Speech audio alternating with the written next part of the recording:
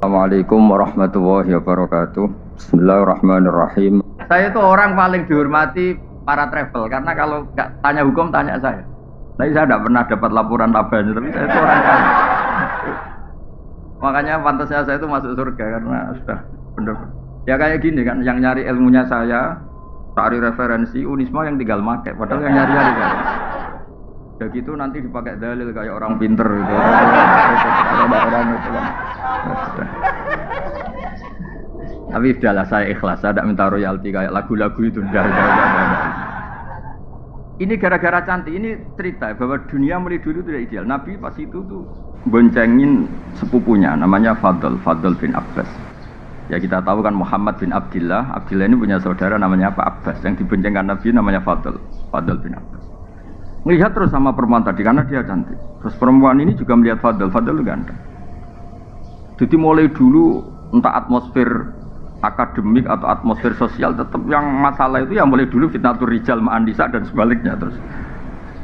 Walhasil tuh falau wa wajal Fadl, sebelum Nabi menjawab pertanyaan itu falau wa wajal Fadl.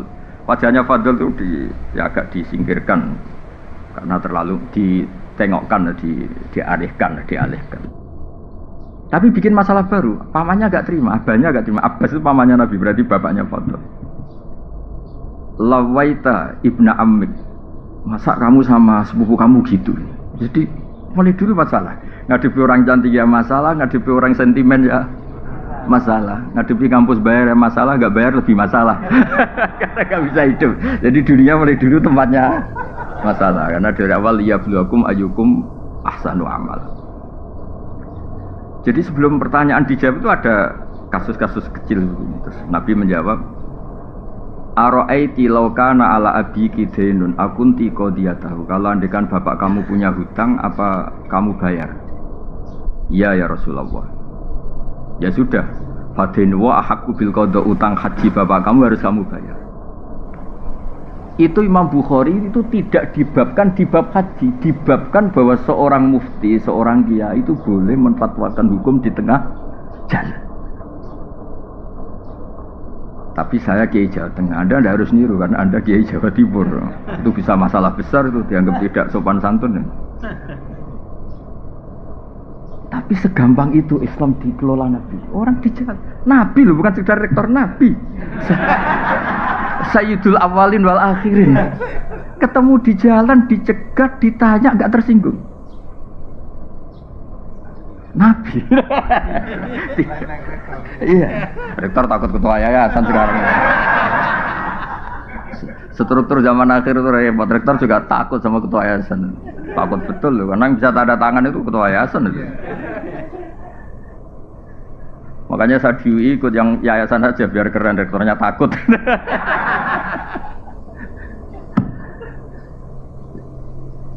Ya itu satu ilmu. Itu kata Imam Bukhari babul futya fit thariq. Bab memberi fatwa di jalan. Artinya begini, andaikan semuanya sistem kampus, kemudian perempuan ini ingin belajar tentang menstruasi atau tentang apa saja. Masa nunggu sampai semesternya, nunggu kejuruannya, oh ini fakultas apa? Ketika dia tanya kebutuhan agamanya, tidak bisa, kamu kan fakultas teknis, masa tanya agama? Padahal fakultas teknis juga butuh agama. Makanya menurut saya, Indonesia itu sudah bagus, ada struktural, ada apa? Kultural. Saya ini termasuk yang kultural, tapi kebetulan keramat jadi dipakai yang struktural seperti ini. Tapi saya itu kalau dapat SK entah jadi apa. Biasanya tak saya abaikan. Bukan karena sombong atau menolak. Memang nggak boleh kalau dua-duanya kekuatan ini sama-sama di struktural saja atau sama-sama di kultural. Karena kalau struktural tadi, masa orang tanya kebutuhan Islamnya harus nunggu sekolah di situ, nunggu semesternya berapa baru bisa diskusi sama dosennya. Itu pun kalau fakultasnya agama, kalau enggak. Makanya saya mohon kiai-kiai kultural itu ya harus alim betul, terus rileks. Saya itu memang nggak nerima tamu, tapi saya punya ngaji rebonan yang kayak begini. Orang bisa ngomong apa saja. Tapi biasanya laporannya sama, dimarahin istrinya. Laporannya sama. Jadi sahabat itu nggak berani tanya Nabi. Perempuan tidak saja, dipegang ke dalam Nabi. Ya Rasulullah saya mau tanya, Nabi berhenti. Nah kemudian di bab haji, ini dengerin, di bab haji dibabkan lagi babu hajil mar'ati anir rojuli, sehingga di bab badal itu boleh silang. Normalnya kan lelaki diganti lelaki, perempuan diganti perempuan, tapi di bab ini, di bab kaji apa? Badal, itu lelaki boleh diganti perempuan, karena kasusnya tadi adalah perempuan mengganti haji bapaknya. Terus nanti suatu saat dibabkan lagi oleh Imam Bukhari babu niyabati hajil makdub. Jadi tidak harus mati. Jadi dulu orang Indonesia itu kadang benar-benar agak kacau. Bahasa kasarnya itu agak kurang ajar. Kacau sama kurang ajar ya beda tipis. Ada orang sudah sepuh, kaya. Dia sudah agak setruk. Kalau haji langsung apalagi pakai kuota apa plus, itu kan sampai berapa? Sekarang kalau langsung berapa? Berapa? 400. 500-an. Itu tahu tok apa melakukan ikut haji? Oh, enggak berani kan. Sekitar berapa? 500-an. 6. Kalau kaji amanat, kaji badal berapa? Kalau 15. Lu itu kiainya itu saking kacaunya tadi. Udah, biar mati aja nanti lebih murah. Itu kan ngawur betul, kan saya bilang ngawur betul itu. Udah ini cerita nyata. Kebetulan terus kiai ini itu nyuwun sewu ya, ngajinya itu kayaknya detail saya. Jadi saya dengar keluarganya bilang itu, panggil kiainya suruh menghadap saya, biar mutola'ah lagi, biar belajar lagi. Belajar sama saya ada di Junisma, kan ini hukum sudah jelimet itu. Panggil terus. Jangan nunggu mati. Kalau mau kaji amanat sekarang saja, mumpung masih hidup. Jadi beliau ikut niat, ikut mengalokasikan hartanya untuk haji. Kalau sudah mati itu hanya prosedur, harta warisannya nggak bisa diwaris sebelum menghajikan yang sempat berstatus apa? Mampu. Terus tak tunjukkan. Jadi sebenarnya kaji amanat itu dua, menghajikan yang sudah meninggal atau masih hidup tapi tidak mampu. Ya. Tapi di Indonesia yang terkenal tuh yang sudah meninggal, yang 15 juta tadi.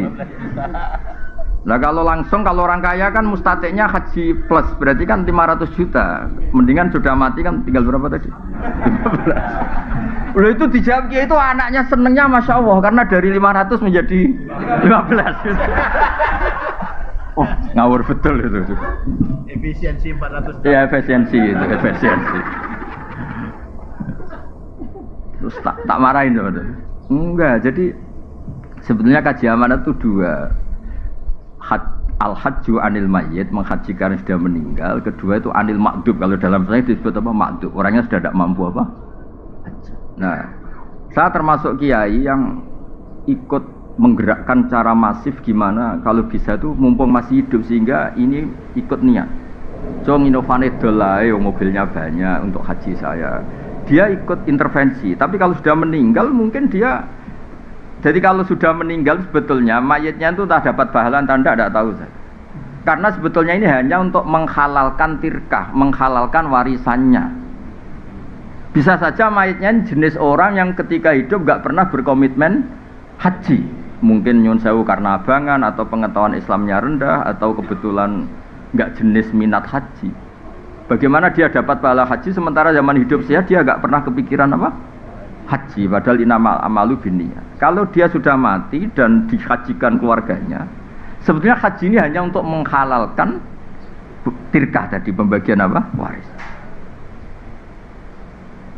Makanya kalau yang seleranya belum haji atau gak ingin haji, ahli warisnya harus didik, ajarin bahwa sebagian harta itu milik Allah dan statusnya mustatik, supaya yang makdub tadi, yang setruk atau yang sakit ini ikut niat. Walhasil terus kiai tadi, wah, nak ngono kudu ngaji nah Gus. Ya maksudnya ojo disalami template banyak dia karena tadi efisiensi tadi.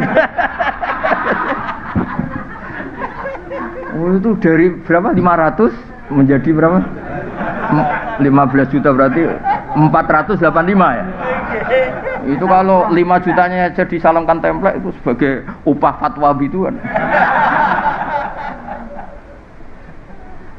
Ya jadi saya mohon, maksud saya begini, saya cerita hadis Bukhari tadi. Jadi mengelola ilmu Islam itu di kampus ya boleh, di pondok-pondok disiplin ya boleh. Mengelola Islam kayak saya, yang saya itu termasuk penganut Imam Bukhari. Jadi dulu itu Islam segampang itu. Nabi lewat ditanya, karena kalau orang sowan Nabi itu ya tidak gampang, beliau sibuk. Pernah ini satu kejadian dan ini saya tiru. Orang-orang Bedui itu kan karena punya etika, jadi kalau mau sowan Nabi itu bengok-bengok, nida itu bengok, manggil-manggil keras. Terus sama Allah ayat turun innal ladzina yunaduna kami wara'il hujurat aksaruhum la yaqilun. Orang yang manggil-manggil kamu Muhammad dari luar kamar itu orang-orang enggak sopan. Terus walau annahum sabaru hatta takhruja ilaihim lakana khairal lahum. Jadi Nabi itu profesional, kalau sudah dalam rumah itu milik keluarga. Itu sahabat yang beretika enggak berani sowan, salam enggak berani. Tapi kalau Nabi sudah keluar ke masjid, itu mereka ngerti ini milik publik. Makanya walau annahum sabaru hatta takhruja ilaihim lakana khairal lahum.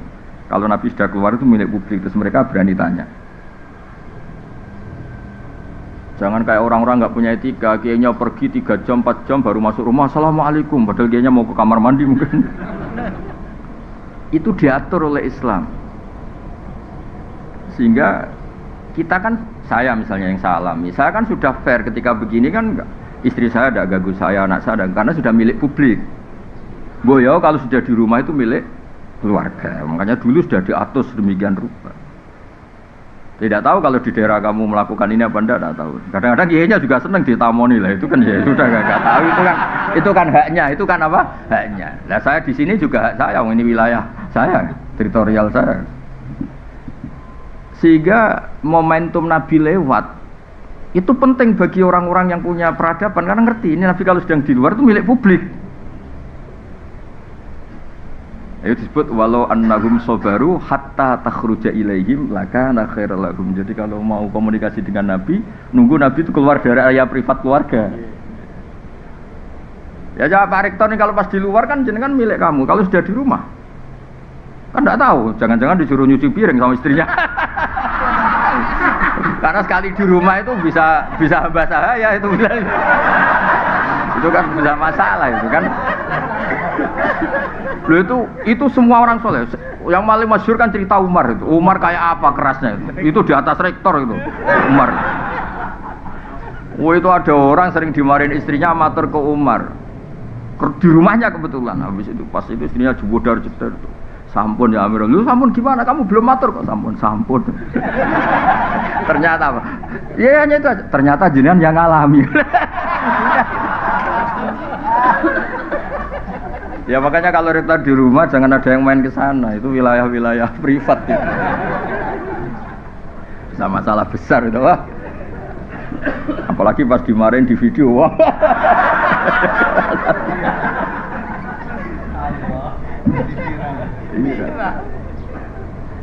Jadi Nabi itu nggak pernah digugat lelaki, yang pernah digugat perempuan itu. Jadi makanya saya bilang kata cantik itu penting. Jadi ada perempuan itu cantik sekali, namanya Khawlah binti Salam. Saking cantiknya dia mungkin habis haid atau apa, terus dia pas suaminya datang itu dia pas sholat. Ya karena cantik tadi. Langsung suaminya orang Arab kan nggak makan bakwan sama tempe, makanya daging. Pokoknya ingin langsung hubungan intim. Istrinya menolak. Wong di redaksi kitabnya itu agak jorok ceritanya. Fa'ajabatu ajizatu. Dia melihat istrinya sujud itu tertarik. Walhasil terus diajak enggak mau. Terus orang Arab itu kalau mangkel melakukan apa? Dihar. Dihar itu menyerupakan istri dengan apa? Ibu. Kalau di Arab menyerupakan istri dengan ibu itu maknanya enggak mungkin halal disetubui. Kalau di Indonesia enggak, kalau menyerupakan istri dengan ibu itu karena kasih sayangnya. Makanya di Indonesia hampir enggak ada apa? Dihar karena beda sekali perspektifnya. Beda sekali. Walhasil terus karena zihar di jahiliyah dulu itu hukumnya sama dengan tolak. Nabi itu melangsungkan hukum yang enggak dibatalkan oleh apa? Islam. Yang enggak dibatalkan, saya ulang lagi. Karena beberapa tradisi jahiliyah juga ada yang diteruskan. Matur ya Rasulullah. Saya istri saya zihar gini. Yang matur pertama itu suaminya. Namanya Aus bin Somit. Ada banyak riwayat, sama ambil saja Aus bin Somit. Enggak usah diteliti jadi disertasi itu enggak usah. Disertasi kok ilmunya copy paste. Mau nanti disertanya kata Gus Wak kacau itu, enggak ilmiah itu, ya, harus nyari referensinya sendiri. Barang nyari kamu biaya pakai maktabah Samilah 5.000, aduh kasus lagi. Kata Nabi, ya sudah gitu memang hukumnya. Pulang suaminya. Kata istrinya, wah kamu gak mutu ya. Datang. Ini cerita surat Mujadalah tadi kalau zaman baca Mujadalah. Betul ya Rasulullah kalau dia itu kayak tolak. Iya. Nabi, saya ini sudah tua. Kalau bikin hukum mau dipikir-pikir dulu.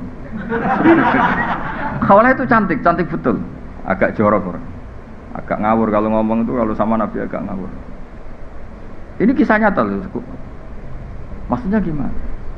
Kalau saya masih muda dulu, cantik masih muda, dihukumi tolak gak apa-apa, masih banyak lelaki suka saya. Ini saya sudah tua. Terus bilang, ngomongnya jorok, saya masih ingat bahasa Arabnya. Akala syababi, muda saya, cantik saya dihabiskan oleh dia, maksudnya suaminya Aus bin Samit. Wa nasartu lahu batni, sehidup-hidup saya sudah pokoknya ngomongnya jorok dia. Sudah pas tua gini, sudah tidak cantik, sudah gembrot, sudah ini itu, ada digar yang kayak tolak. Tadi kata Nabi, ya hingga detik ini belum ada pembaharuan hukum, belum ada itu. Masih begitu kata Nabi. Kalau begitu terus, engkau saya laporkan Allah Ta'ala. Oh itu kalau gak perempuan tidak bisa. Weh. Tapi gara-gara itu Nabi itu kelihatan Nabi. Memang kadang-kadang eksiden itu berkah. Si Khawlain terus pulang. Pulang di kamar dia sujud. Ya Allah, bilangin nabimu, ini hukum apa? Bilangin nabimu, ini hukum apa ya? Saya sudah tidak cantik, sudah tua. Kalau kejadian ini ketika saya masih cantik, nggak masalah. Terus ngomongnya tuh pas munajat tuh yang ngawur betul. Indomamtuhum ilaihi do'u wa indomamtuhum ilayya ja. Ini anak saya banyak. Kalau yang ngurus dia pasti tersia-siakan. Namanya lelaki mesti katut babon, dia sudah pikir aja gitu. Namanya lelaki mesti udah kalau cerai sama saya nggak sampai seminggu kan lelaki nggak ada idahnya, pasti langsung nikah apa lagi. Pasti anak saya ini disia-siakan. Kalau anak-anak saya rawat saya pasti kelaparan karena saya perempuan nggak bisa apa-apa. Tolong bilangin Nabi hukum ini dirubah. Itu pas munajat gitu terus Nabi itu didatangi Jibril. Udah rubah aja. Kata Allah, udah dirubah aja. Kalau dihar itu tidak sama dengan apa? Tolak. Terus Nabi nyuruh sahabat, udah panggil tadi Khawlah. Gugat aja diterima. Datang. Nggak, supaya Pak Rektor ini hati-hati ngadepi dosen-dosen putri itu harus hati-hati. Nggak akan menang gitu. Ya sudah akhirnya itu kata Sayyidah Aisyah, saya tahu betul Nabi itu di sini, Khawlah di sana. Itu kalau nggak Nabi nggak tahu. Ternyata tadi Khawlah di kamarnya itu munajat betul. Makanya disebut qad sami Allah qaulal lati tujadil. Tujadiluka itu bukan diskusi, mujadalah itu ada ngawurnya. Bahasa Arab mujadalah itu beda. Mujadalah itu ada ngawurnya, ada kasarnya. Bukan tastafti. Kalau tastafti itu minta fatwa masih normal beretika. Tujadilu bukan tastafti. Kalau tastafti kan masih beretika. Mujadalah itu agak ya debat. Ya kembali ke tadi, berkahnya Indonesia itu ada struktural, ada kultural. Kalau struktural semua masa orang tanya hukum nunggu semester berapa, nunggu ya pelajarannya harus gitu terus. Tapi yang kultural ya nyuwun sewu harus niru ya mirip-mirip saya tadi gitu sehingga ada babul futya fitorik. Jangan yang kultural juga ikut struktural. Bisa jam sekian. Lah kalau misalnya yang tadi yang kasus yang tanya saya tadi, kalau dia istikhadah kan sebetulnya hukumnya sama dengan perempuan apa suci. Coba kalau saya jawab besok aja ke rumah saya. Berarti hari itu kan belum tahu hukumnya dia. Padahal hari itu dia sudah harus sholat duhur, sholat asar, sholat maghrib. Apalagi kalau di Unisma suruh daftar dulu, registrasi dulu. Iya, kebetulan kalau fakultasnya kedokteran misalnya, wah ini tidak bidang saya, coba ganti fakultas saja dulu. Bareng ganti fakultas keagamaan, ternyata jurusannya dakwah, ini tidak bidang saya, ganti dulu syariat. Bisa panjang kan? Jadi sebenarnya kekayaan Indonesia seperti ini harus kita jaga. Makanya saya itu tidak menolak kalau dikasih dokter honoris causa, tapi yang bakatnya kayak saya ada usah. Saya juga agak perlu, kalau seperti saya juga agak perlu jadi pengurus-pengurus struktural. Nanti jadi tadi nggak saling apa melengkapi. Tapi yang kultural pun harus tetap alim, jangan terus mentang-mentang kultural terus saenake itu. Nah, problemnya di Indonesia yang kultural sendiri banyak yang sudah ada mutolaah kayak tadi itu, yang haji plus tadi itu. Kata Kiai ya, Gus, kowe ngrusak rezekine wong. Kenapa? Jadi aku kadung disalami banyak karena tadi fatwa tadi. Nunggu mati lebih apa? Murah. Wah, kamu harus tobat gitu. Tobatnya gimana? Sebagian salam tempelnya kayak masjid separuh tapi ku rodok dosa gede kan. Ternyata takut ya. Takut juga sama masuk neraka dia. Ya jadi ini mukadimah saja, tapi sebetulnya dulu itu Nabi ketika sugeng, ketika hidup itu ceria. Makanya sahabat kalau Nabi sudah di luar, di Sufah itu, sahabat juga cerita-cerita zaman jahiliyah, cerita anak-anak tuh perempuan agak nakal itu. Dulu juga sebagian tidak akabiru sahabat itu kenal gini-gini, terus sahabat tertawa-tawa ngenang zaman jahiliyah. Terus Nabi tanya, kenapa mereka do tertawa? Ya sahabat kebanyakan, enggak yang akabiru sahabat. Oh itu Nabi ingat gini-gini. Itu kenangannya sahabat itu. Fayat haku mimma nathak. Nabi itu tertawa dari apa yang kita bisa bikin apa? Tertawa. Intinya ya ceria ya. Sehingga makanya Nabi itu kadang tanya hal-hal yang menurut etika Jawa itu enggak etis, tapi Nabi tanya. Ada orang namanya Handolah. Orang mati syahid itu harusnya kan enggak usah dimandikan. Ini Handolah ini mati syahid tapi malaikat sibuk memandikan. Nabi kan jengkel karena prosedurnya fikih kan enggak perlu dimandikan. Nah, akhirnya ini gimana ini Handolah itu akhirnya melihat malaikat sibuk mandi kan malaikat Nabi kan ini gimana ini malaikatnya ini fikihnya gimana kan harusnya. Akhirnya Nabi tanya istrinya, kenapa tadi suami kamu kok sibuk malaikat memandikan? Oh itu Nabi pas ada pengumuman perang tuh pas sama saya, terus beliau gak sempat mandi langsung lari.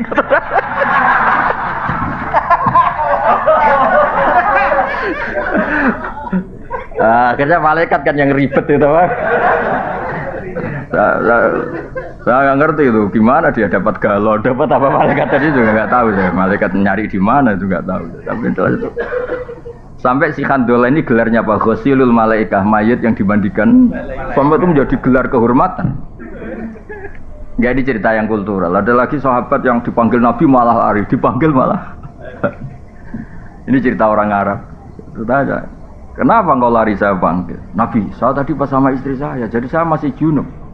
Kalau ketemu engkau saya malu karena saya belum suci, belum mandi besar. Kata Nabi, innal mu'min thahirun. Kalau sekedar ketemu ya enggak apa-apa, yang enggak boleh itu sholat. Kalau ketemu saya juga enggak apa-apa, nanti dapat dipanggil tambah lari.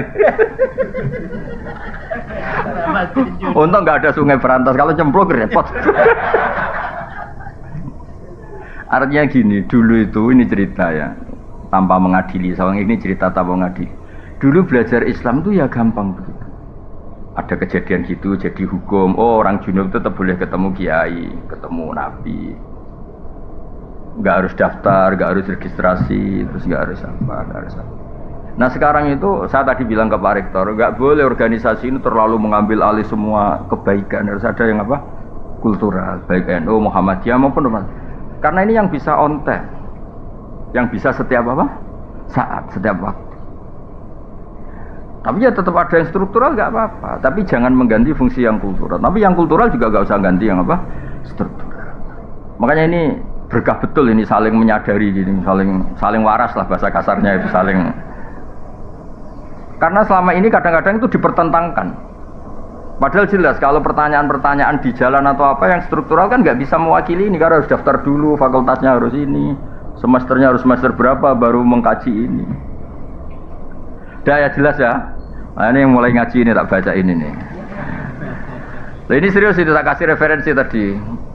Nah, ini saya baca terjemahnya dulu. Ini kan di Syekh Nawawi itu wa yahdiyaka siratal mustaqima kata Syekh Nawawi fi tablighir risalah wa iqamati alamatir riyasah. Fala yabqa may yaqdiru alal iqra alal kufri. Ya ini saya terjemah. Ya terjemahnya dibaca sendiri jadi begini ya, Islam itu membawa kebenaran, tapi kebenaran ini kan masuk ke ruang publik. Ternyata benar saja tidak cukup, karena benar itu bisa jadi objek cemoohan, objek eksploitasi dan sebagainya. Karena masuk ruang apa? Publik. Sebab itu Nabi itu butuh kemenangan. Karena beberapa aturan itu nggak bisa diterapkan kalau tidak posisi menang. Dulu yang namanya Ka'bah itu ada 360 berhala. Bisa apa? Orang yang membawa kebenaran kalau tidak posisi apa? Menang. Ka'bah bisa ditertibkan dari berhala-berhala itu karena Nabi posisi menang. Makanya kata Syekh Nawawi, menang itu penting, kata beliau, sampai menang itu penting untuk memaklumatkan, untuk mengawal kebenaran, sehingga falayab qom mayakdiru alal ikra alal kufri. Tidak ada lagi kekuatan yang bisa maksa orang Islam itu kafir. Makanya saya minta kalau misalnya kampus-kampus Islam itu besar kayak Unisma, ZUII besar, kebesaran ini bukan untuk kita tapi untuk Islam, supaya nilai-nilai Islam diterapkan itu lazim saja, bukan hal yang harus diperjuangkan dengan harta dan jiwa, tapi satu kelaziman. Jadi menang itu kalau di ilmu ini juga jadi berkah, karena beberapa kebenaran ini posisi kita harus menang karena masuk ruang publik. Itu ada seorang yang cerita, dulu miskin terus kaya. Dia tuh ketika miskin jadi buruh, kebetulan majikannya non muslim, itu dia bingung usul prosedur untuk bikin waktu sholat. Setelah dia kaya punya pabrik, gampang kan? Udah kalau duhur jeda. Malah karena dia sosokan kiai yang nggak jamaah kasih sanksi. Intinya kalau menang itu kepenak, tentu tidak untuk otoritarian atau apa. Sebab itu semua nabi itu pasti pernah dikasih menang meskipun di akhirat itu. Karena ada kebenaran yang memang syaratnya itu harus posisi menang. Menang itu udah harus di struktural tadi, saya ulang lagi, di kultural ya. Saya pernah didolani lah, kalau bahasa kiainya mungkin disowani, didolani salah satu cucu pendiri NU. Orangnya sudah sepuh. Saya cerita, kalau masyarakat di Indonesia itu semuanya sholat, semuanya anti zina, anti merkosa, anti kriminal, nanti nilai bersama itu juga jadi ukuran calon presiden, calon bupati, gubernur. Karena satu masyarakat yang biasa sholat, biasa anti asusila, biasa anti perkosaan, pasti nggak akan milih bupati yang nggak sholat, bupati yang pernah kasus asusila atau apa. Jika nilai ini bisa menekan satu aturan, artinya kebenaran menjadi pemimpin, jadi panglima. Itu yang diinginkan orang-orang soleh dulu. Jadi kebenaran itu sebetulnya dengan tanda kutip bisa dipaksakan lewat kultural. Kalau nilai-nilai ini disepakati, kan pasti yang tidak seperti itu tidak dipilih kan? Karena nilai ini jadi konsensus. Makanya Quran ngakui wa'mur bil urfi, terus jadi kaidah fikih al-adat muhakkamah, al-adat muhakkam. Begitu juga di kampus. Ada aturan bersama, rektor itu begini, sholatnya sregep, beretika, tidak punya kasus ini. Jika nanti pemilihan juga berdasar itu, yang jadi juga berdasar kriteria itu. Dan kita bersyukur di Indonesia itu, karena yang dianggap mungkar oleh agama juga dianggap mungkar menurut kepolisian, menurut kejaksaan, kayak korupsi, asusila, pemerkosaan, pembunuhan, narkoba. Yang mungkar menurut agama juga pidana menurut negara. Nah, itu berkah. Tapi negara itu kekuatannya sampai kapan? Ya sampai kultur ini jalan. Kalau kultur ini tidak jalan, kayak misalnya orang Kolombia, itu narkoba itu sudah seperti itu. Makanya ya negara itu bisa mayungi ini selagi kulturalnya masih seperti itu. Ya makanya tadi kita harus menang baik secara struktural maupun secara kultural. Tentu dengan cara-cara yang tetap berkemanusiaan. Ya, itu yang kenapa ada surat Fatah sampai Nabi ngendikan ketika surat ini turun, kata Nabi, unsilat alaiya suratun lahiya ahabbu ilayya minad dunya wa ma fiha. Saya ini dituruni surat yang lebih saya cintai ketimbang dunia seisinya, yaitu surat Fatah, surat kemenangan. Ya makanya Syekh Nawawi ngendikan menang kita beli risalah wa iqamati alamati riyasa fala yabqa mayaqdiru alal iqra alal kufri. Ya jadi kemenangan kita ini untuk itu. Terus saya teruskan lagi, ada lagi di Sahih Muslim, al mukminu al qawiyyu khairun wa habbu ila wa minal mu'minid dhaif. Ya kita-kita yang jadi tokoh itu harus menjadi orang mukmin yang kuat. Jangan kalah oleh zaman, jangan kalah oleh macam-macam. Wa fi kullin khairun ikhris ala ma yanfa'uka wasta'in billah wa la ta'jas. Wa in asabaka syai'un fala taqul anni fa'altu kadza wa kadza walakin qul qaddara wa ma syaa. Fa inna law taftahu amala syaitan. Ya, saya ulang lagi. Mukmin yang kuat itu lebih baik ketimbang mukmin yang lemah. Karena berkahnya kuat itu bisa menghandle sekian masalah. Tapi kalau semua kita ini cemen, misalnya begini ya, kota, entah kota mana saja. Itu katanya kan kota itu banyak maksiat, katanya. Tapi saya ulang lagi, kota itu katanya kan banyak maksiat. Kita boleh suudon ya boleh khusnudon. Mau khusnudon ya kayak goblok, nyatanya ya banyak betul. Mau suudon, agama tidak pernah membolehkan apa? Suudon. Tapi berkahnya orang-orang baik yang kuat, masjid tetap banyak, pengajian tetap banyak, komunitas kesalehan tetap banyak. Berkahnya ini banyak ketika orang-orang yang nakal ini ingin tobat, setiap saat itu ada. Di situ ada masjid, ada majelis taklim, ada lembaga-lembaga kebaikan. Coba kalau orang-orang mukmin itu lemah kemudian menyerah. Wah, gue masjid di kota ya ora payu akeh maksiat, bikin masjid di kota, bikin itu kan terus selesai semua. Makanya kita butuh al-mukmin al-qawi, butuh orang mukmin yang apa? Kuat. Contoh lagi, di Inggris, di Jerman, saya tuh sering ngaji virtual sama teman-teman yang di Jerman, di mana-mana. Mahasiswa Indonesia di salah satu kampus sana itu kadang jumlahnya hanya 50, 40, tapi bikin komunitas pengajian. Gara-gara ini jadi komunitas, lama-lama kebutuhan kampus itu disahkan punya apa? Masjid.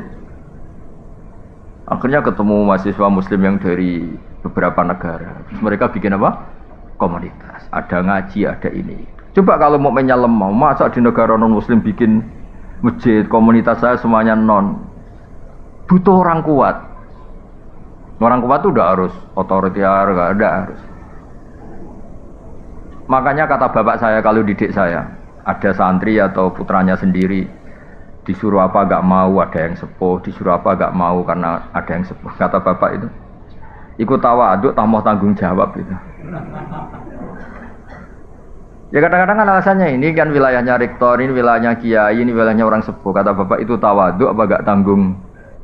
Ketika seorang muslim dimanapun berada terus berpikir bikin masjid di kampusnya atau bikin komunitas pengajian, ternyata baik-baik, hanya butuh orang kuat. Saya pernah ya ketemu teman-teman TKI di Korea. Itu pertama sholat, itu nunggu jam makan karena WC di sana MCK-nya kan luas, terus dia sholat ketika jam makan di WC di. Terus ketika mereka menunjukkan Islamnya dengan komunitas besar, lama-lama kuat nyewa masjid. Jadi bangunan disewa untuk masjid. Lama-lama setelah uangnya terkumpul, komunitas itu besar, ya bikin masjid. Izinnya padahal mahal. Itu kalau orang-orang tidak bernyali tidak bisa. Maksud saya ngaji ini supaya jenengan yang di Yunisma itu tambah kuat. Kita kan kultur punya, SDM punya. Masa kalah sama TKI-TKI yang di beberapa negara itu bisa bikin masjid, bisa bikin komunitas. Ya makanya Nabi muji. Dan yang saya senang ini kan ada kata-kata wa habbu ilallah, bukan sekedar lebih baik, lebih dicintai Allah. Jadi Anda bisa jadi wali lewat jalur jadi orang kuat. Ya kan disebut dicintai Allah itu artinya kan wali. Khairun wa ahabbu ilallah. Ya terus ini yang terakhir ini, saya termasuk sering ngaji, sering berpolemik di bab ini, tapi saya pastikan fatwa saya ini benar. Ya itu yang di Fathul Mu'in itu. Jadi begini saya gambarkan ya. Dulu sebelum ada NU berdiri itu kan Mbah Wahab sudah bikin namanya Taswirul Afkar, apa? Taswirul Afkar. Cara pandang, logika yang itu penting Bang, cara pandang. Misalnya gini. Ya contoh gampang kalau di Indonesia misalnya MUI lah yang resmi negara. Di satu daerah itu ada kandidat ketua MUI atau misalnya enggak MUI kepala desa lah. Kalau yang jadi si A ini jadi kacau kampung ini karena dia suka judol, suka judi online, suka macam-macam. Kalau yang jadi kamu karena alumni Yunisma itu soleh lah, soleh memaksakan, soleh asli, wah soleh. Gitu. Sehingga kalau yang jadi lurah itu kamu itu kan orientasinya mungkin ini baldatun thayyibatun. Sudah yang ngaji-ngaji aja gak apa-apa. Ya, maka orang ini yang soleh ini, kalau saingannya ini orang-orang nyun sewu yang batil, yang soleh ini wajib memaksakan jadi lurah. Meskipun untuk menjadi karena situ sudah politik uang harus bayar.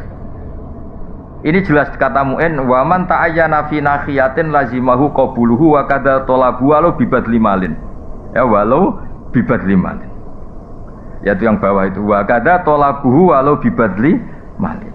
Wa in khafa min nafsihi al-maila. Itu saya terjemah.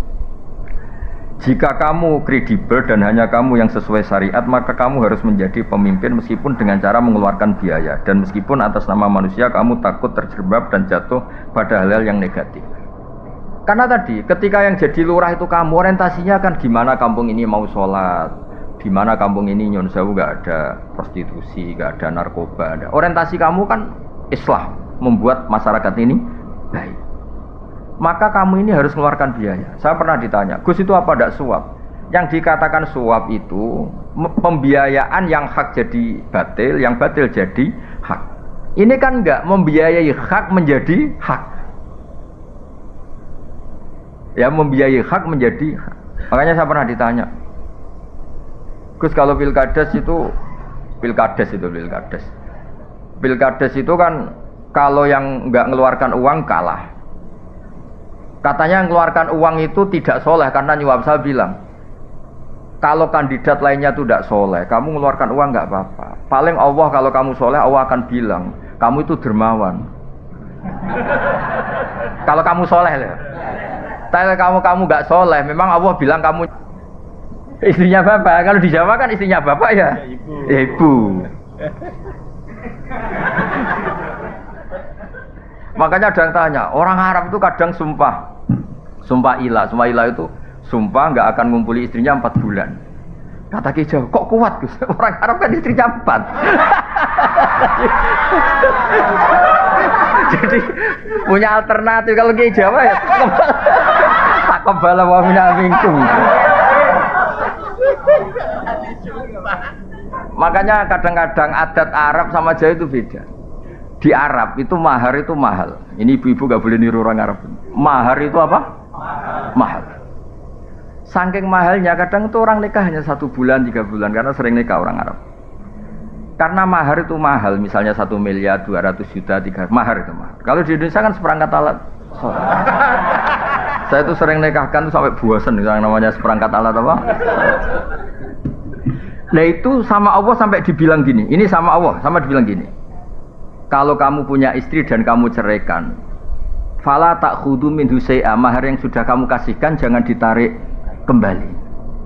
Karena butuh pelarangan, karena jumlahnya besar itu butuh pelarangan. Fala ta'khudhu minhu syai'a, mahar yang sudah kamu berikan jangan ditarik lagi karena jumlahnya ratusan juta. Kalau di Jawa gak usah dilarang, tidak akan diambil lagi.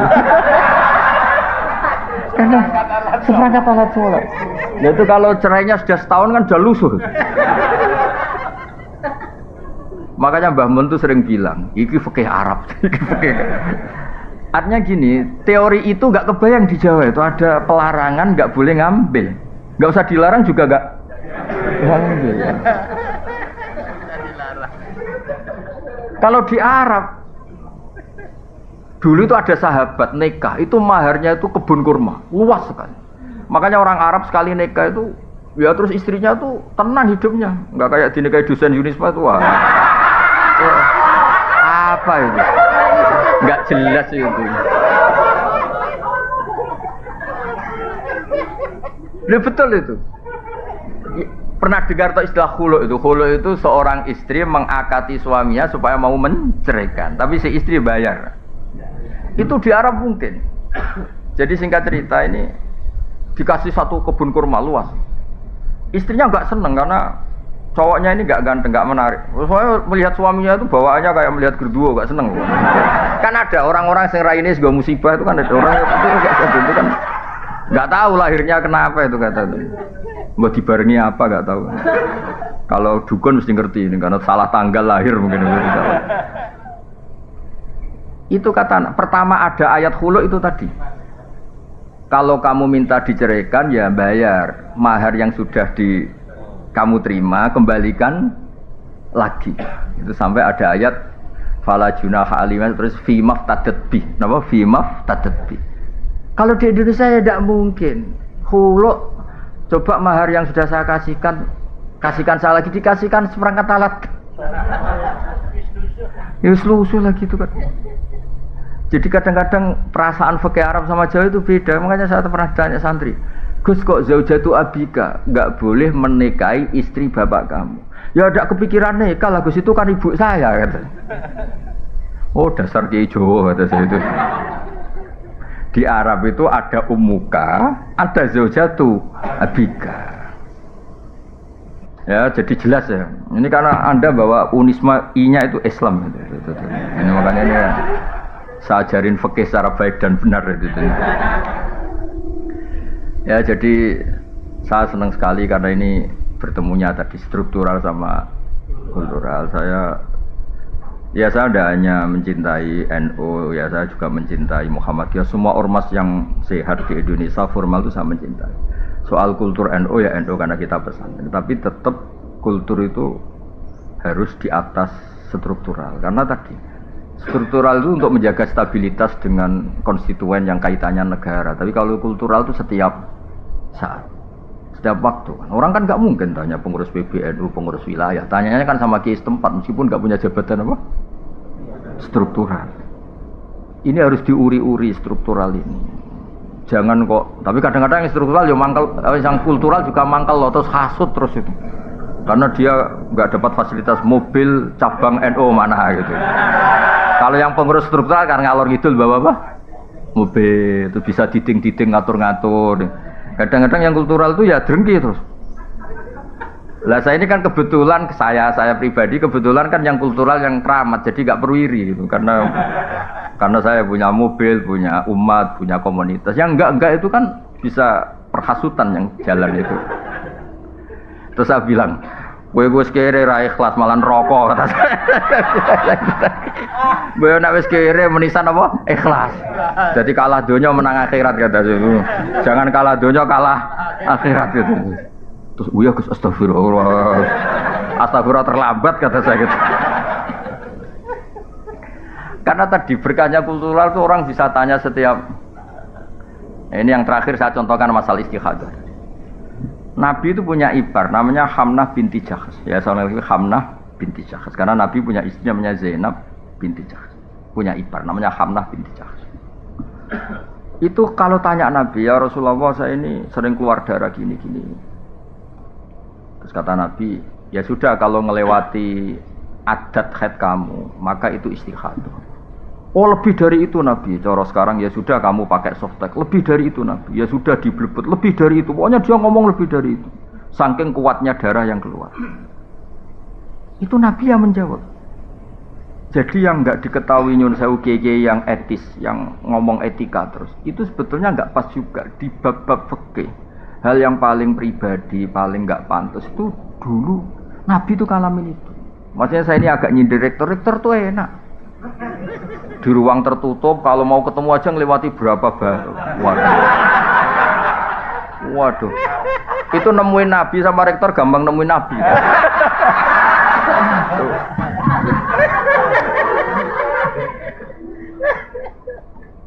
Apalagi ketua yayasan ya. Wah, malah ngeri lagi.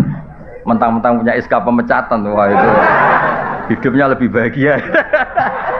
Rektor masih takut sama ketua apa?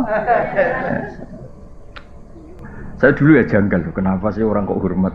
Ternyata saya pengurus yayasan baru tahu. Saya kan biasa ikhlas, jadi kaget kalau ada orang hormat tuh kaget tuh. Tanya. Makanya saya tahu kenapa istikhadah itu ruddat ilal adat, dikembalikan adat. Terus kata Nabi, fatahayyadi sab'ata ayamin au sittata ayamin. Kamu haidnya dihitung 6 atau 7 hari sebagaimana hari-hari ketika kamu normal. Qabla ayusi bagi ma'asobagi. Sebelum kamu kena penyakit itu biasanya haidnya berapa hari, yaitu dipakai apa? Acuan. Yang di atas itu dianggap apa? Istikhadah. Itu jadi sama jangan bayangkan Nabi itu prosedural, mau ketemu rektor janjian dulu, terus yang jaga sudah dibeli. Mau ketemu Pak Rektor sudah janjian. Saya tuh apal lagunya orang struktural. Aduh, loh. Tapi kalau sama saya enak aja. Kemarin di Fuad itu cerita 4 hari yang lalu. Gus, itu Mas mau ada ngaji itu Unisma tanggal 20. Saya itu tidak bantah. Pokoknya kalau saya pas nganggur ya saya ngajar. Saya cuma profesional nyiapkan makalah. Saya ini memang pengagum ilmu. Saya tidak pernah ngaji seenaknya, nggak pernah saya. Tapi kalau tanggalnya saya bilang kalau ditakdir saya pas di rumah tak ujar, kalau enggak apa-apa kan.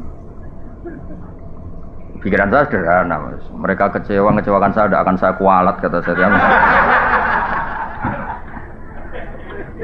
Saya tuh kadang-kadang diundang pengajian tuh tersinggung tuh begitu. Masa ya kita ini kan manusia ya, punya aktivitas, punya waktu, punya kegiatan, itu yang ngundang. Harinya dia yang menentukan, jamnya yang menentukan. Kadang jumawa sak temanya dia yang menentukan. Ini. Wah, hanya mentang-mentang kadang-kadang iso nyangoni siapa itu. Wah, sangat tidak berakhlak tuh menurut saya. Loh, saya bikin analogi itu begini, tapi tidak semua kiai harus kayak saya. Saya tok aja yang begini, ngawur-ngawur sedikit. Itu kan ibarat gini, saya ini misalnya dokter. Ada perempuan cantik, engkek itu. Gus, saya ini punya penyakit kulit, tolong diobatin. Padahal saya tahu penyakit parahnya dia itu jantung. Tapi karena dia agak ngerti apa yang bahaya pada dirinya, yang penting rawat muka. Paham ya maksud? Nah orang Islam sekarang itu begitu. Fardu ainnya nggak tahu, tanya fardu kifayah, kadang tanya sunat. Ada orang lakukan fardu aja tidak bisa, tanya gini, Gus gimana tahajud saya supaya dekat Allah? Sholat fardu nera bener tak kok tahajud? Itu kayak orang tanya kecantikan padahal punya penyakit apa? Jantung. Makanya saya kalau pengajian ada temanya, saya mesti nggak terima. Memangnya tema itu kebutuhan Anda kata saya. Yang tahu penyakit Anda itu kiai seperti tadi, yang tahu penyakit pasien itu dokter. Malah dokter diajarin, dok ini wajah saya gini gimana? Padahal dia punya penyakit apa? Jantung. Jadi memang harus ada kiai-kiai yang agak ngawur kayak saya supaya agak tertib itu, dunia ini agak tertib. Juga kadang-kadang, ya betul, saya itu pernah diundang di satu acara. Kebetulan ada yang pernah sepuh. Itu temanya itu gimana hukumnya tahajud berjamaah. Karena masjid daerah saya, Gus, itu ada tahajud berjamaah.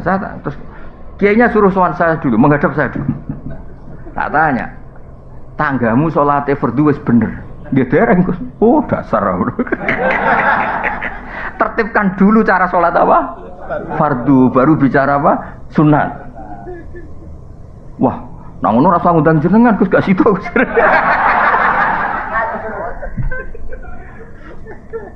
Tapi akhirnya mereka terus sadar. Tak angan-angan bener Gus. Fardu bener kok takok.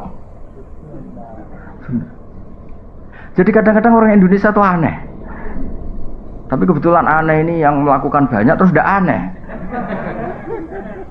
Tapi kita sebagai orang terpelajar itu harus mulai mikir gimana supaya kita ini diskusi Islam secara baik dan benar, yaitu harus takdimul fardi alas sunnah, harus prioritas itu.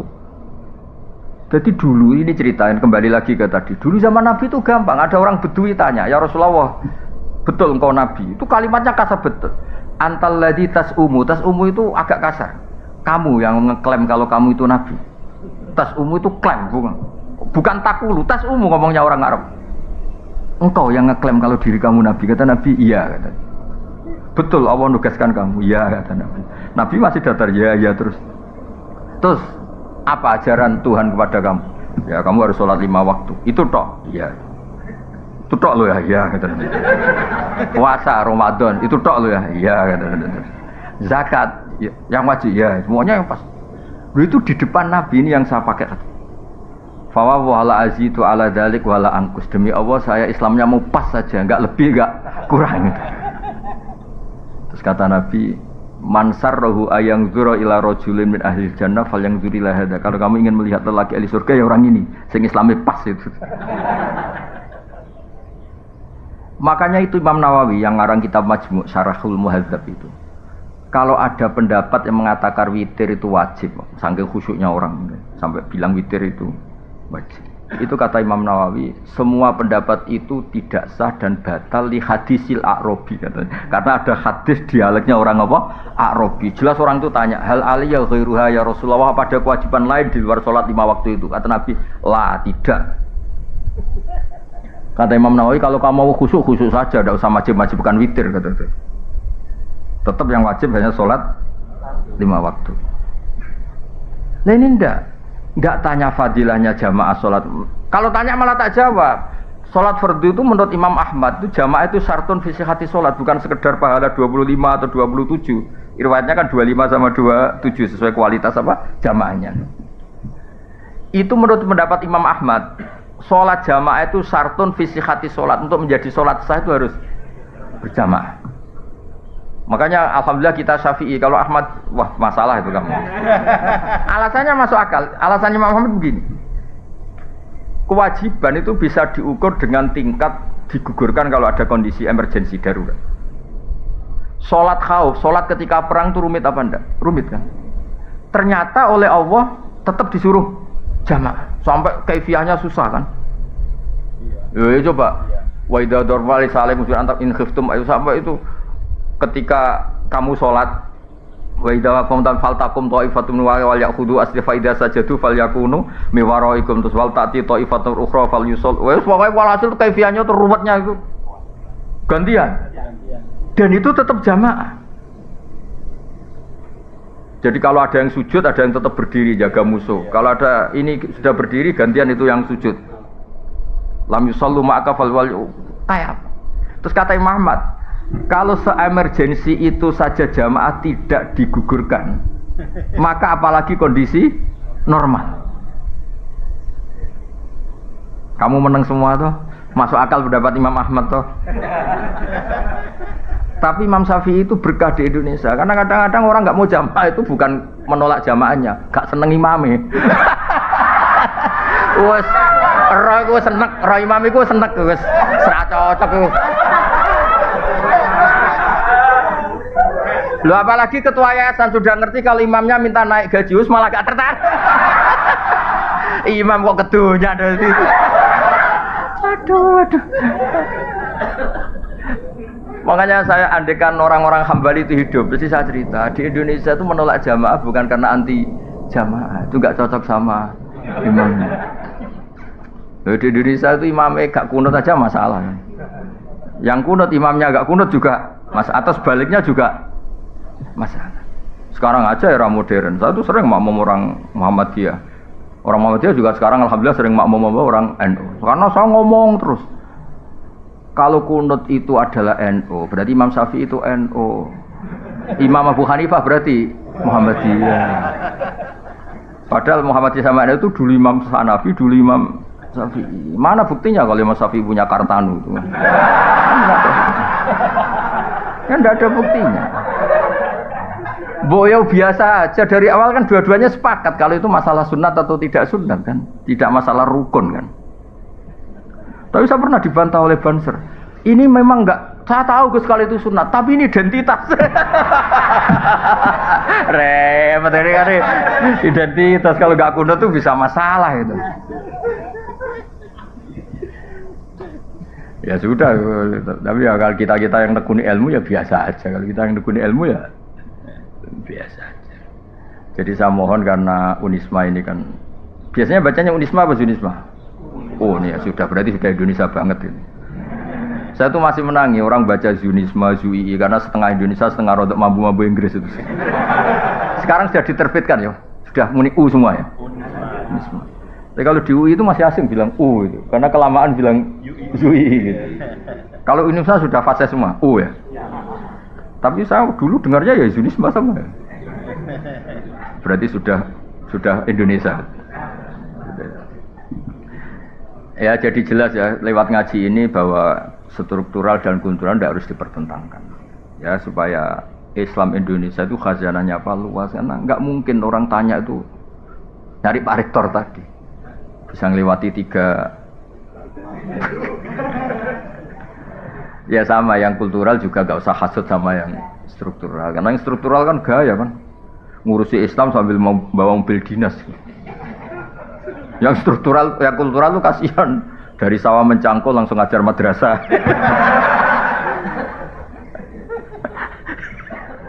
Kasihan muridnya 8 kadang hadir hanya 2, nakal.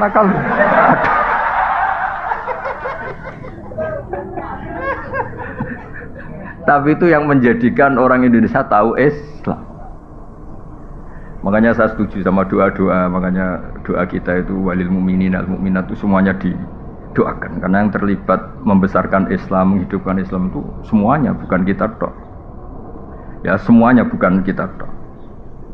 Saya sering ditanya di pedalaman Kalimantan, Gus saya ini di pedalaman Kalimantan, wajib Jumatan enggak? Ya secara fikih tidak wajib karena belum perkampungan. Masalahnya jamaah saya itu jamaah ngaji, kalau dijak sholat duhur gak mau. Jumat kok duhur.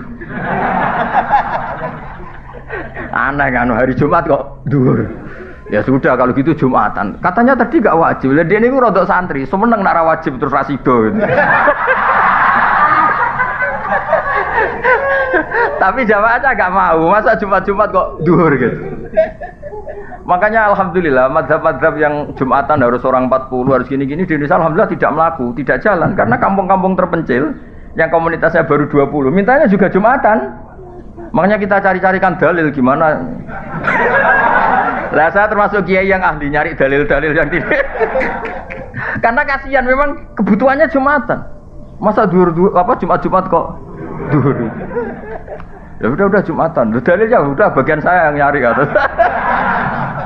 Masa ini kan kiai baik, jadi pokoknya yang gitu-gitu tak cariin itu. Ya jadi kadang-kadang kita butuh. Saya pernah lagi ada Jumatan betul, saya itu mau ke Jogja. Kebetulan dulu saya pakai bis ban double. Karena saya ini kan termasuk orang soleh lah, jadi ada Jumatan berhentilah daripada duhur ya sama Jumatan berhenti. Padahal pakai bis, enggak pakai mobil pribadi. Tahun berapa? Sekitar tahun 97 atau 98. Jumatan di satu kampung itu orangnya itu enggak ada 20. Imamnya itu kalau baca Fatihah kayak orang mau melahirkan. Perjuangannya susahnya itu. Iya, kuana betul aja tuh. Saya itu bawa santri 2, kebetulan sudah tamat aliyah, sudah pinter. Mengajinya sudah mahali. Dia ikut saya di Jogja itu karena sorogan kitab mahali. Padahal kitab mahali itu kasnya di atas Fathul Mu'in. Sudah termasuk kitab besar lah. Di Al-Azhar itu mahali sudah untuk gelar apa doktoral begini. Dia mondok saya di Jogja itu karena ngaji kitab apa? Mahali.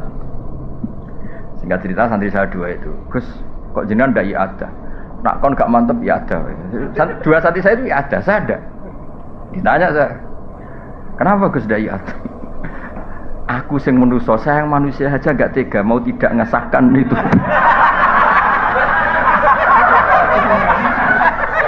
Apalagi Allah yang Rahman Rahim. Melihat perjuangannya yang situ kayaknya pasti sah.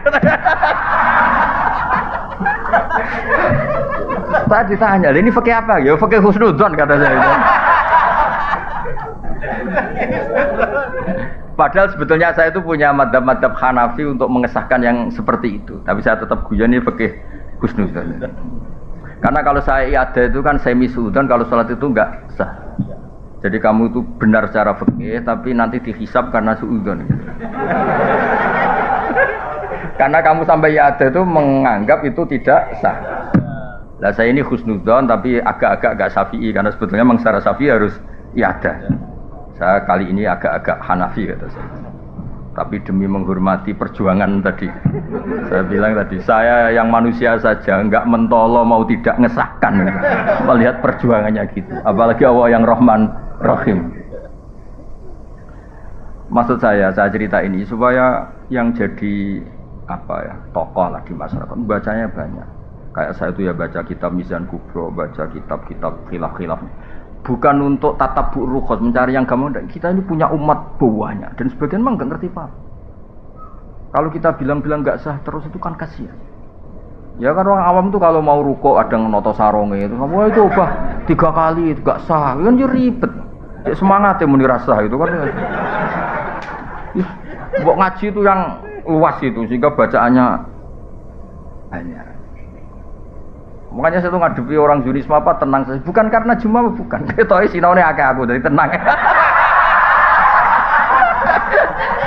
Ini bukan urusan sombong tapi urusan profesional apa?